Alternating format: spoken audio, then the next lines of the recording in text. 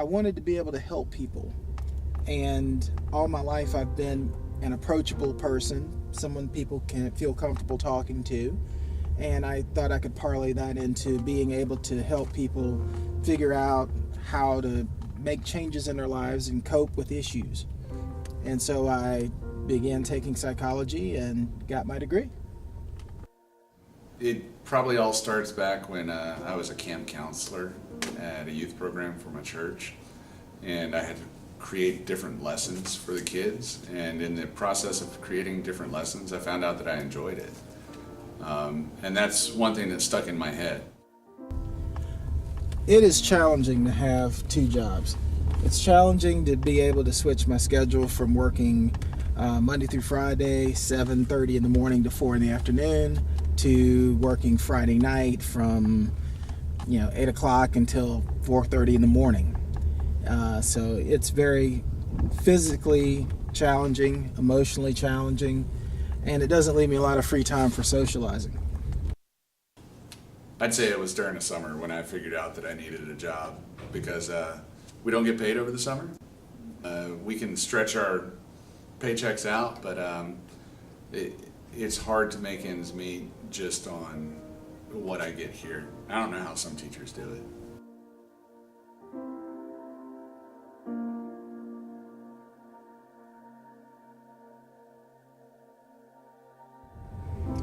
Yeah, for my first job, I teach developmentally disabled inmates at a local prison up in Burbank, North Carolina. I teach them to sew and do horticulture and carpentry. Well, I have a bachelor's degree in psychology, which helps me figure out how I can help the inmates to be better able to communicate with each other, to express their questions, to feel a simple sense of accomplishment when they successfully complete a project. Well, just today I had a student named Josh, and Josh came in and told me about how he was riding the bus. And while he was on the bus, there are two kids that just moved here from Honduras, and they don't speak much of any English. And so in his little bit of broken Spanish from Spanish 1, he was able to communicate with those kids for a little while on the bus and try to explain a few different things. And by him doing that, it was something that he said, I knew stuff and I didn't really realize that I had learned that much.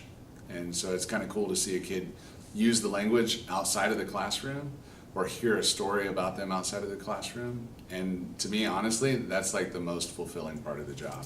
But those kids, they end up growing up, and they need somebody to help them, show them that they care. And that's one of the better aspects of teaching, is that you get to show somebody that you actually care. I care what ends up happening to them. And I might be a little bit harsh with some of these kids, and I might be a little bit, blunt with them at times. But, at the end of the day, I'm trying to show those kids that there's more to life than sometimes the bad situations that they see.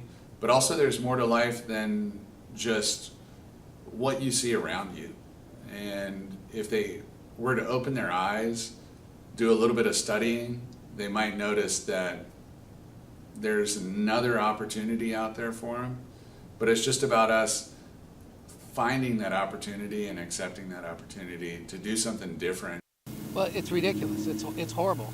We teachers are professionals, and we should be paying them for what it is that they do. And primarily, teachers are decision makers. They make choices every day, and thousands of them, and we should be paying them as professionals.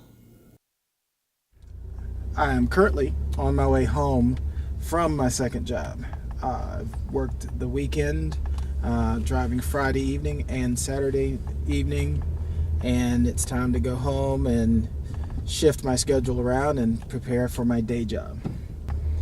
Well, I needed a little extra income, and the guy who owns the company happened to need a driver, and I used to drive a taxi for a living for a short period of time. And so it was something I could do on a part-time basis, make a little extra money. My favorite teacher from high school, her name's Miss Collins. She teaches at Hoggard High School, and I actually work with her at her second job. And she has 2 children, and she has to bring her children with her to work. And her husband also works. So in their family, they have 3 jobs that they have to do to support just 2 kids and themselves. I enjoy it there. At least I make it worth my time. I go there, and my favorite place to work is returns because people get their money back. People come in with problems, you try to resolve the problems, and you get them out the door, hopefully happier than when they came in. And that's what I like to do at the Home Depot. Regardless of where I'm at the Home Depot, you know, if I'm just running a regular cash register or if I'm walking the aisles helping somebody choose something, it's nice to see them actually get something or either get out of the store with a smile on their face. So just like I would want to send a kid away, I want the kids to leave my classroom happier than when they came in. So hopefully I've made their day better here and at the Home Depot. My mom is a veteran school teacher. She's been teaching 6th grade at Williston Middle School since I was in 6th grade at Williston Middle School. So that's 30 years of teaching. And she leaves the house to be at school at 7 in the morning and works until 3:30 and then goes to her second job until 10 o'clock at night. And she's in her 60s, so it's unfortunate that that's the case, that she can't just make it on one paycheck. Well, one thing that I can definitely say is that if you're going to hold a second job, make sure it's something that you enjoy. And you need to enjoy your first job too, because otherwise you are working constantly. It feels like you're spending more time working than you are doing anything else, and you don't have too much in the way of free time for a social life.